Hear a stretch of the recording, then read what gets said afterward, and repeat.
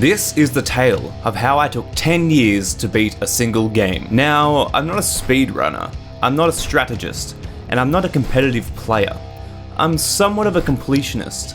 I finish every game I play and, if possible, attain the 100% completion title. My name is Sevii, and I never completed Peter Pan on the PS1. It was the second last level, it was a time thing, I was very young, and I just couldn't do it. But that's not the game we're talking about today. I'm talking about Slender, the 8 pages. For those unfamiliar, let me give you a quick rundown. You appear in a fenced-in forest during the peak of night with nothing but a flashlight.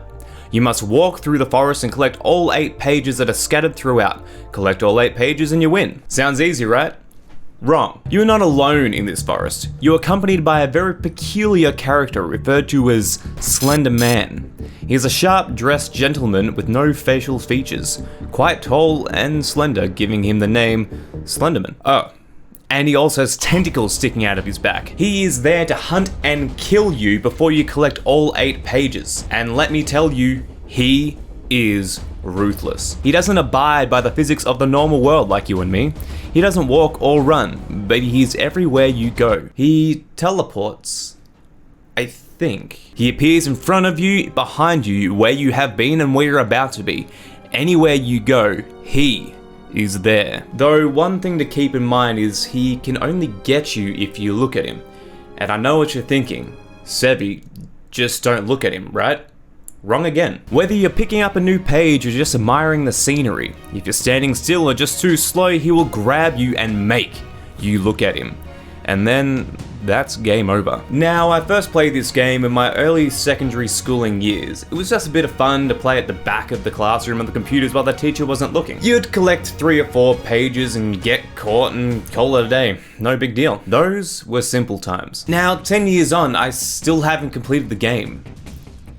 And it's haunted me. It's such a simple, straightforward game, and yet I've never seen the end.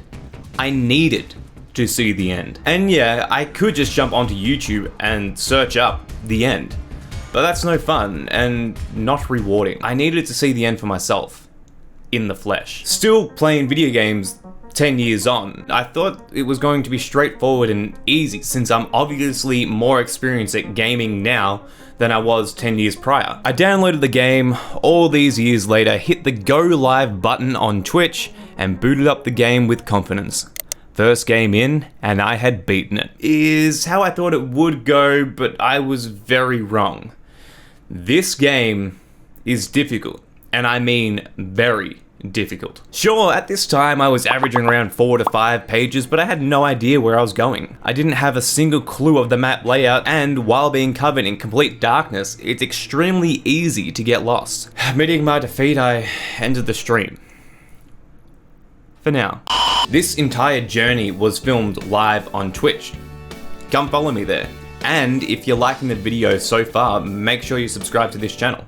Anyway, I jumped online soon after looking for a layout of the map, and it was easy enough to find. Also included on the map was the locations of all the possible places the pages could spawn. Terrific, I had this victory in the bag. Is what I wish I could say, but it's a lot easier said than done. There are 10 significant locations scattered around the map. The silo, the big tree, the bathrooms, the tanks, the rocks, the tunnel, the posts, the truck, the second truck, and lastly, the cross walls, all of which have the possibility to spawn 1 page at each location every new game, though there will always only be 8 pages, no more, no less. Now, the pages don't need to be collected in any specific order, but depending on which page locations you leave towards the end game could be the difference between winning and losing. As the more pages you collect, the more Slender Man becomes active. Take the bathrooms, for example. The bathrooms have 4 possible spawn locations for a page, each being at a dead end. Now, collecting this page is either your first or second. The chances of Slender Man waiting for you in the hallway with no escape are quite low. Leave this page towards the end and you will no doubt go into those bathrooms but never come out. Now, being 10 locations but only 8 pages means technically you don't have to visit every location. But at the beginning of the game, you don't know which location is going to have a page. So I came up with a route that I thought best cover the most ground in the quickest amount of time. From the start, we head straight to the silo, then explore the bathrooms, out the other side and swing around to the tanks. Now heading over to inspect the rocks, we head north around the cross walls, to the post, then through the tunnel, check out truck number 1, then truck number 2, before finally ending up at the big tree. I had done my research, I had a plan, all I need to do now is execute it. I hit the go live button once again to test out this strategy. To my surprise, I failed. Miserably. Though now I was able to get at least one more page than last attempt, I couldn't do it consistently.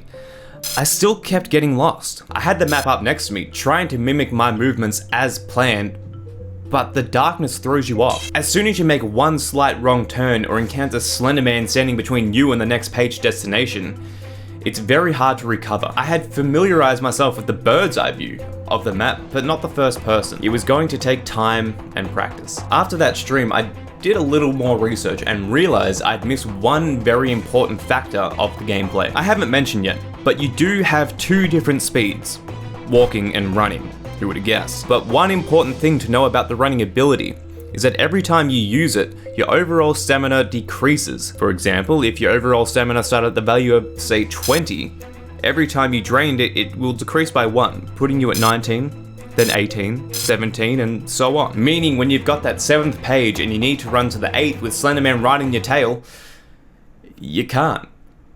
You have to walk. And let me tell you, you need to be going even faster than the running pace to that 8th page. So you have to pace yourself. There's also a third bonus speed from when the player gets spooked by Slender Man.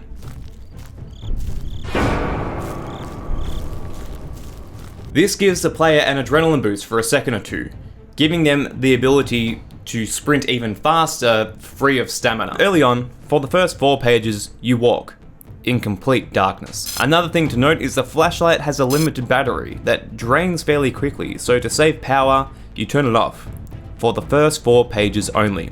After then, it must stay on, no matter what. If it hasn't been made apparent by now, the first half of the run is quite slow, kind of risk-free. You very rarely encounter Slender Man before the 5th page, as long as you know what you're doing. You don't need to be in a hurry, you just need to be moving fast. Now, right after collecting the 5th page is where things get a little interesting. From page 0 to 4, Slender Man is kinda hanging back, observing the situation, seeing what you're about. But immediately after collecting the 5th page is what we call on stream, the hunt.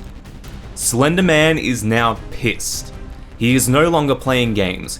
He is coming for you and will stop at nothing until he gets you. This is now the time where your flashlight stays on and you can use your sprint and stamina. And of course, any additional pages collected from now angers and speeds up Slender Man's attack. With all these factors to consider, it's easy to see how not easy this simple game can be. I went live on Twitch yet again to try and beat the game, but after an hour and a half of tries, I just couldn't do it. We got close a few times, but we just weren't able to secure that victory. Until the very next run. After many games of failure, I was ready to call it a night. I closed the game and was just hanging out with Twitch chat, getting ready to end the stream. 20 minutes went by and I got a second wind of motivation. I had one last game in me for the night. I opened up Slender the 8 pages one last time, and this is how it went.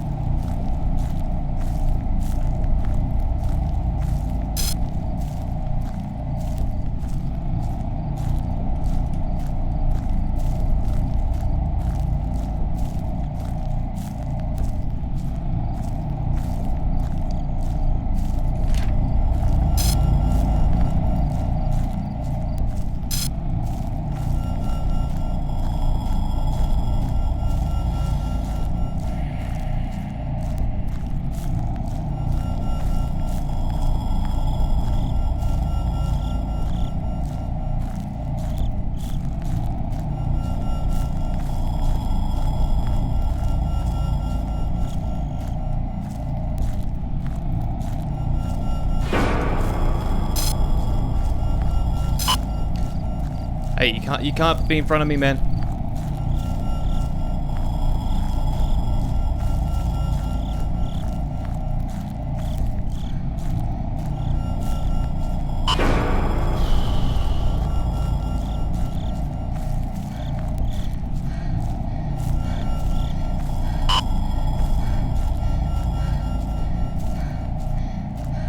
Sprint, damn it.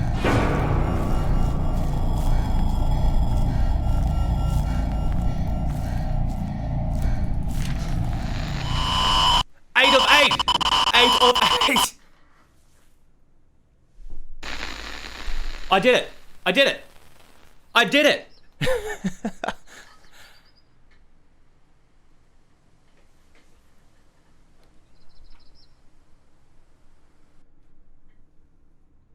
What? I had done it.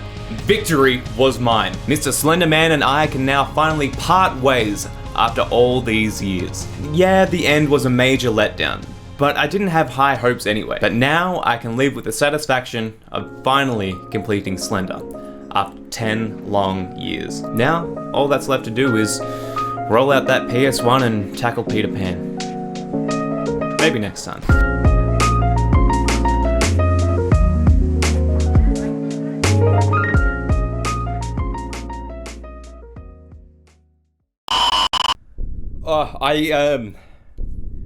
I'm shaking.